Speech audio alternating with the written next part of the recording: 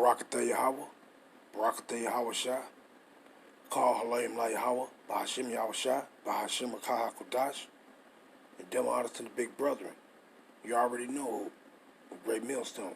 And to the rest of the brethren on down that's teaching and preaching the truth of Yahweh, Bahashim Yahweh Shah, Shalom Bayatah Dawadah. This your brother Yahakarab coming at you with another one. Should be quick. I just want to hit it quick. And I just want to show a bunch of clips that I put together showing these people that's still around, these abominable Edomites in their actions. Because they ain't gone nowhere. And they still abominable even unto this day. See? But let me say it again before I start. All praise be to the Most High Yahweh, Bahashim Yahweh Shah, Bahashim Rakaha Kodash.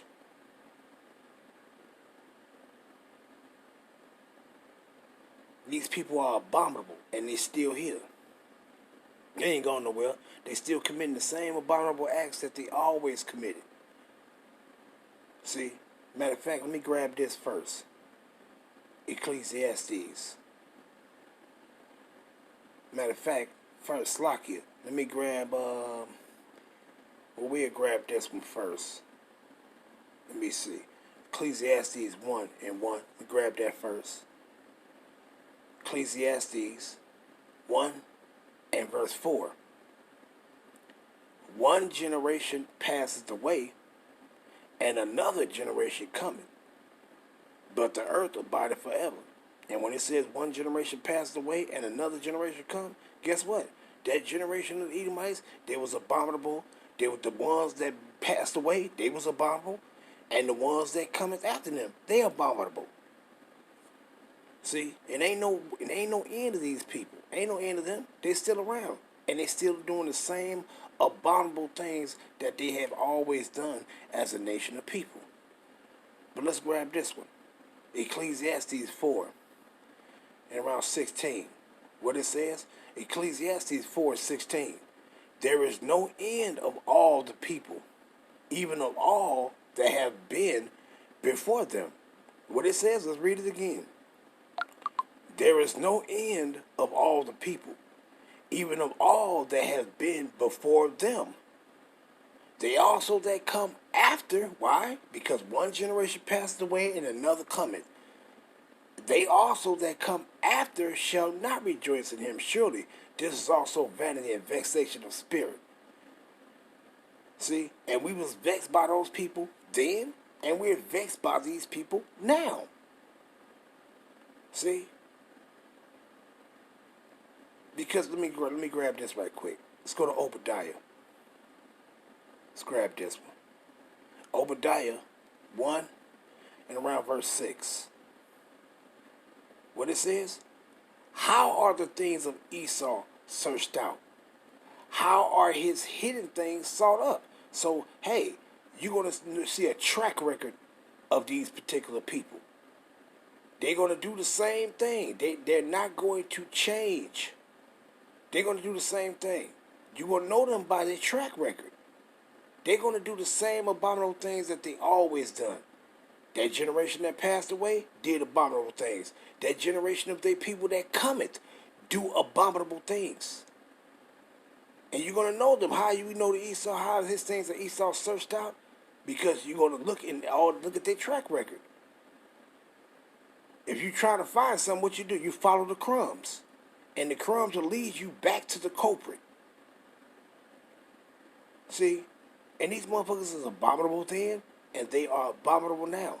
And I'm going to show you these clips and these videos, and I'm going to show you this little article, and you're going to see. These people are still abominable, man. It's still abominable. What did Job say? What did Job say? Let's see what Job said. Job 30 and verse 1. But now they that are younger than I have me in derision, whose fathers I would have disdained to have set with the dogs of my flock. What did Job say? Job said he didn't even want these people around his dogs because they are still abominable unto this day. Unto this day, man. Let's go down. Start at 4. Who cut up mallows by the bushes and juniper roots for their meat. They were driven forth from among men. They cried after them as after a thief, to dwell in the cliffs of the valleys, in caves of the earth, and in the rocks. Among the bushes they brayed. And what did they do? Under the bushes they was looking for shit to eat. Under the nettles were they gathered together. They were children of fools, yea, children of base men, the lowest abominable motherfuckers on the earth. They were viler than the earth. And what does that viler mean? Let's see. He says, and they were viler than the earth. Let's go into that real quick before I play these. They were viler than the earth. Nakah. It's to strike, score, smite. But we're gonna go into a deeper. Let's go into some synonyms of that. Viler. Matter of fact, actually, we're gonna go into the word vile. Real quick. Vile. Let's see what that vile means. Vile, foul, nasty, unpleasant, bad, disagreeable, horrid. And let's see if we can find one we're looking for. What did it say right here? That's the one we're looking for. Abominable, causing moral revulsion. Wait. It says abominable, causing moral revulsion. So what does that vile say? They are they're abominable. Vile people, man. See? But let's go play these things and read a couple more scriptures. You know, I'm gonna end it off. But let's go show you their acts. See? Because their acts ain't gonna change. They're gonna do the same thing. Matter of fact, because their track record is going to follow them. Matter of fact, before I start, let me go grab this. Because their track record is gonna follow them. Let's grab this. Ezekiel 35:5. Is not this their track record? Because thou hast had a perpetual hatred and hast shed the blood of the children of Israel by the force of the sword in the time of their calamity, in the time that their iniquity had an end. What did he say? Thou hast had a perpetual hatred. See? Meaning a continual hatred. What? The fathers that passed on had a perpetual hatred for us. And they still got that same perpetual hatred for you. That's their track record. It ain't gonna change. One generation passes away and another cometh. Well, the other generation that cometh, they still got this perpetual hatred for you. And you finna see, according to these actions, by their track record, that they still have this same perpetual hatred for you. Now check this out. Controlling the people. You had a ship full of African men, women, and children who were at the mercy of the captain and all the sailors on that crew. And those men could have sex with anybody they wanted to. The women, the children, and the men. You had to see 3 months, tied down with these white men. There ain't no women there for the most part. When they start bringing women, they weren't even bringing women. They were bringing girls between the ages of 6 and 15 and raping them all. But they also were raping the men. Same things was happening on the plantation to demasculinize the black men. Control the slave population is to rape a father in front of his sons, or to take the biggest, baddest black man on the plantation and do something horrible to him, to completely humiliate and emasculate him so that people won't respect him anymore. And that still happens to this day. In the Caribbean, they had seasoning plantations, which were plantations used to break the slaves. And one plantation, or one place that had a lot of seasoning plantations, was Jamaica. And people have to wonder, what were they doing on these seasoning plantations that was worse than what was happening on the regular plantations. Well, one thing that they were doing on these plantations, especially in Jamaica, they were doing a process called buck breaking, where the white supremacist slave owner or the white supremacist overseer would literally rape black men in front of the whole black population in order to break his spirit, in order to break him down as a man, in order to show dominance against him, in order to show the rest of the black population that this is not your leader. I just made your leader submit to me sexually. And this Big brother K Reno, look, I want to talk about the centuries old art of buck breaking. And for those of y'all who might not know what buck breaking is, it's a practice that goes all the way back to slavery, where the slave master would take the biggest, strongest male slaves, the one that may have been the most forceful, the most rebellious, the most dominant, and they would go through a process where they would try to break him down physically, break him down mentally. And the reason why they would do this, because they didn't want the leader exercising his influence or power over the other slaves. They wanted to be the ones who controlled the thinking and the mind frame of the slaves. So it's kind of like in a fighting situation where you say, you know what, I'm going to hit the biggest guy, and that'll make all the rest of the guys back down. It was kind of that same principle. But buck breaking did not stop in the time of slavery. It has transcended generations and transcended centuries, and has now become evolved into the modern era. And what they do, they take black entertainers and they use the lure of money, they use the lure of status and position, and in order to control a lot of these entertainers, a lot of these athletes, or in any field that you get in, it could be politics or whatever, they will give you a spot, and then they will see how much you're willing, how bad you're willing to keep that spot, what are the things you're willing to do. And it's crazy because even in the time of slavery, the slave masters would actually sexually abuse the slaves, the big guys. They would do that. And it's funny how even today in Hollywood, there are reports of some of these perverted Hollywood executives that will do the same thing or attempt to do the same thing to some of these upcoming actors and some established actors that have been sexually abused. And I'm not talking about the females, I'm talking about dudes. Shirtless, boisterous, Old Spice pitchman. You smell so manly, scientists want to study your manliness. But he says his tough guy persona didn't prevent him from becoming the victim of a powerful man. I was sexually assaulted by Adam Bennett, who was the head of the motion picture department at William Morris Endeavor. In February of 2016, Cruz says he and the Hollywood super agent Adam Bennett were at the same party. Bennett has represented some of Hollywood's biggest names: Liam Hemsworth, Emma Stone, Sylvester Stallone, Eddie Murphy, and Adam Sandler. You're talking about a very, very powerful man who has access to studio heads. What they do affects every part of the business, from producers, writers, actors. They own finance companies, the whole thing. And did you know him before the party? And I did not know him. I heard of him.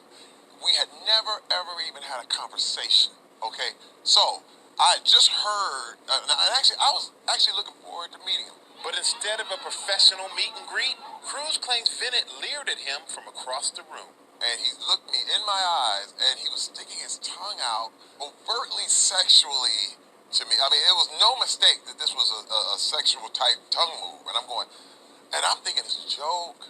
I'm thinking, is this how this guy breaks the ice? I don't understand what this is. Confused, Cruz said he reached out to shake his hand.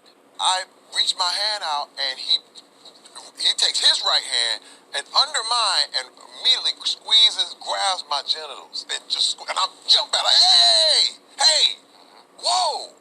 And he jumps back, and he still does this tongue stuff, and he's making weird noises, and then he comes back again and grabs me again. And I slap his hand away, push him back more forcefully, and I'm like, what are you doing?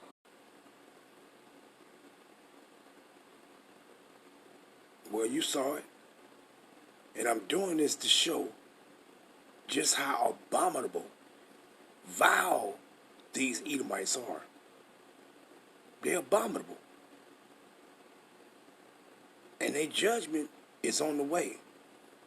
Their judgment is on the way. But let's read this article before I go and bring out a couple more scriptures. But let's go and read this article. What it say? Man raped by cop with baton shares graphic details. I had no strength left. Now, what do you see right down here on this picture right here? You see number Edomites. And they arrested a brother over there in Europe. And what do? Instead of them just arresting him, the only thing in this vile Edomite's mind is, I want to stick this baton up in his ass and do to him as if I was doing it to him. What it says, man raped by cop with baton shares graphic details. I had no strength. Let's go down to the article. A young black man, no, a young Israelite man, raped by cops in France on Thursday, has shared graphic details about the incident during a witness testimony. On Thursday, the 22-year-old young worker named Theo was hospitalized for a deep anal tear after he was allegedly attacked by police and sexually assaulted with a baton during his arrest. Riots have since erupted in Aulnay, Sous-Bois, the northern Paris suburb where the harrowing incident occurred. During an interview with his lawyer, the young man claims he was approached by 4 officers, police officers, Edomites, for an identity check. Things took an ugly turn when the officers began hitting the young man and making racist remarks. Theo claimed one of the officers took his truncheon, meaning his baton, and drove it into his buttocks. Now, what kind of people would do some shit like that? All you have in your abominable ass, vile ass mind is, I got this baton on my side and I want to run this shit up in a young man's ass? What kind of people do shit like that? These abominable ass Edomites. That's who. And when it says what? As the abusive police officer sodomized the man with his baton, he fell face down on the ground, according to Theo. I had no strength left. It was as if my body had left myself. I thought I was going to die. Police then ordered the man to sit down. However, he could not sit due to the painful anal tear he endured during the attack. As a result, police officers hit him and sprayed him with the tear gas until he finally assumed a sitting position on the ground. Theo claims the police officers handcuffed him and led him to a patrol car, then proceeded to humiliate him, spit on him, and repeatedly hit him in the private parts. Theo was taken to a nearby hospital for treatment after another officer at the police station noticed the severity of the young man's injuries. A lawyer defended the police officers accused of raping the young man, and it's cold, stating the blow had been carried out in a totally involuntarily manner, without his being aware of any injury. So he's saying this police officer said, "Oh well, yeah, I did that to him against his will, but I didn't know that he received an injury." What kind of shit is that? Your anal is made for you to take a shit to release the waste from your body, not for you to shove shit up in it. And what it says, While police have yet to reveal the identity of the victim, many people have been marching through the streets in shirts that say "Justice for Theo," translated as "Justice for Theo," since the incident. The man's sister also spoke to the news outlets following her brother's brutal arrest, saying, "He works with young people. He is always smiling, always laughing, always making jokes. You can ask anyone where we live. He is known for his good mood and his kindness," according to Theo's sister. Doctors can't say today what long-standing consequences he faces. "We should wait 2 months, at least 2 months. Today he has a bag." Wait a minute. So this brother that had to get surgery and had to get a coloscopy bag attached to him because of the damage he endured with man. We are hearing a lot of things, especially regarding inconsistencies. So we can't say that he is doing well, and he is in a rather critical condition. Man, what it says, the victim's lawyer, Eric Dupont Moretti, is calling the case exceptionally serious. One police officer is facing charges of aggravated rape, while the other 3 officers have been charged with aggravated assault. All 4 police officers have been suspended, not fired. They said suspended from their position as they await trial. And what does it say? Hey, that's what you call getting fucked over. Now let's go into these scriptures. You see that? You see that now? They ain't going nowhere. They still continue according to their abominable ways, as always. See, they ain't going nowhere. But let's read a few more of these scriptures, and I'm gonna end it off. Let's go here. Revelations 17, and we gonna jump down. Cause who is ruling in this kingdom? Who is ruling in Great Babylon? The second leg of that Roman Empire. Who's going to be ruling in it? Well, who was ruling in that Roman Empire then?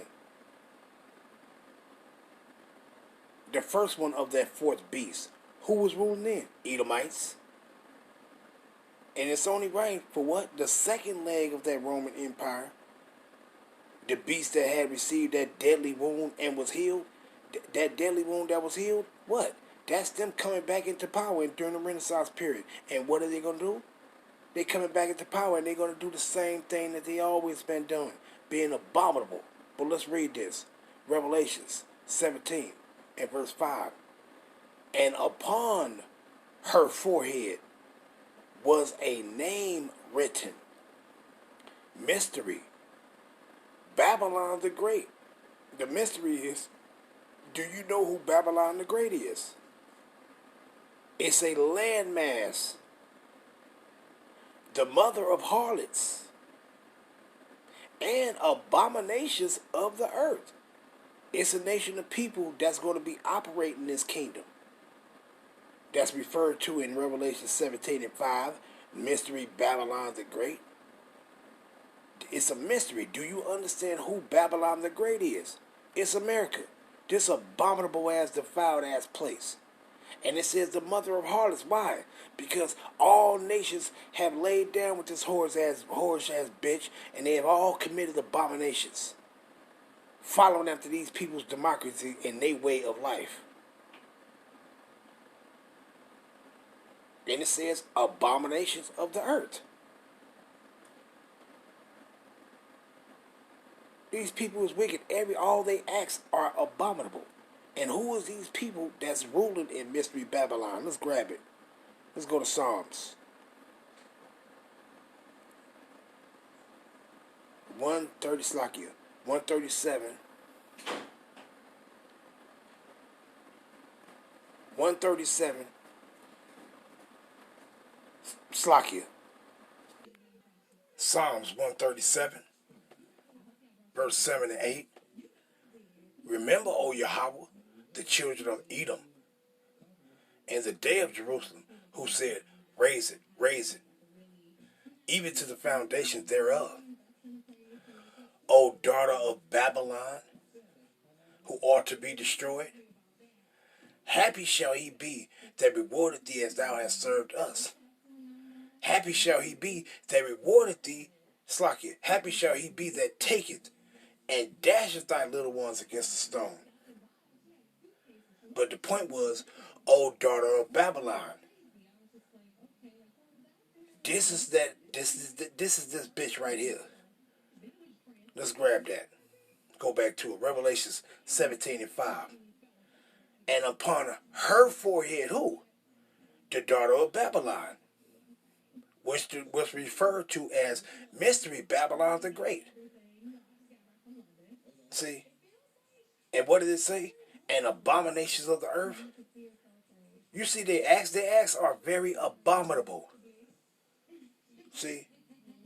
They're abominable. See? But let me go here real quick. Just a couple more and I'm going to end it off. Sirach 10 and verse 1. I'm going to start there.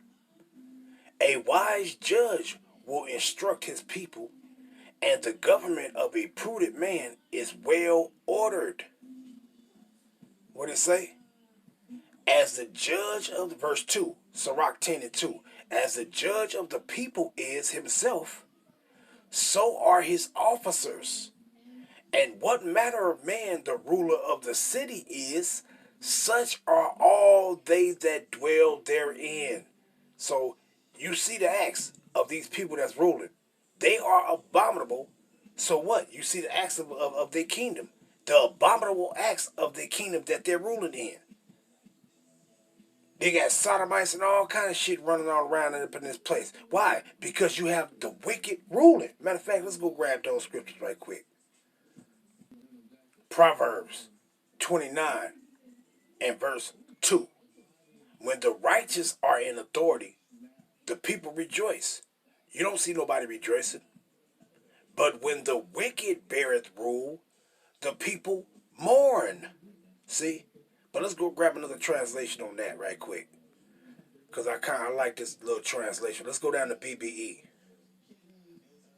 What does it say? When the upright have power, the people are glad. When an evil man is ruler, grief comes on the people. See? And that's what's going on right now. All kind of abominable acts is being committed. Why? Because you have the abominable nation. That those vile people ruling. That's why. See? That's why. But let's go here. Let's go down to verse 16. And what does it say? When the wicked are multiplied, transgressions increase. But the righteous shall see their fall. See? But let's go grab a couple of translations, different translations on that. We're going to go to the NLT first. And what did it say? When the wicked are in authority, sin flourishes, but the godly will live to see their downfall. See, let's grab an NIV. And what does it say? When the wicked thrive, so does sin. So while these wicked motherfuckers is ruling, guess what you got going on? Abominations all over the place. See, these people don't change. They still the abominable people that they always been, and they gonna always be until Yahweh Ba'al Shah make his return, and we put these motherfuckers in subjection. But what did it say, NIV translation, Proverbs 29 and 16? When the wicked thrive, so does sin. But the righteous will see their downfall. Let's get one more. Let's get the BBE translation. And what does it say? Proverbs 29 and 16 BBE translation. When evil men are in power, wrongdoing increase, meaning that abominations increase. But the upright will have pleasure when they see their downfall. And that's when we go get our pleasure. That's when we go that's when we go rejoice. When Yahweh Hashem Yahushua get all this shit in order and cast their ass down. Let's get one more. Let's grab one more. Psalms 12. And let's go down to the last verse. Psalms 12 and verse 8. What did it say? The wicked walk on every side when the vilest men are exalted. So what do you see? You see sin on every side. Wickedness on every side. Abominations. Abominable acts being committed on every side. Why? Because you have the vilest men. The vilest men are exalted. They rule it. So we go rejoice when Yahweh Hashem Yahushua come. Because all this shit is going to be done and over with. And it's going to be time for recompenses. And I'm going to end it off there. All praise be to the Most High Yahweh Hashem Yahushua B'Hashem Rakah HaKodash. Shalom Yasharala. Wa Abad Babal. Wa Abad Babal. Akan Babal Yahweh. Wa Abad. Wa Barak Yasharala. Shalom Yasharala.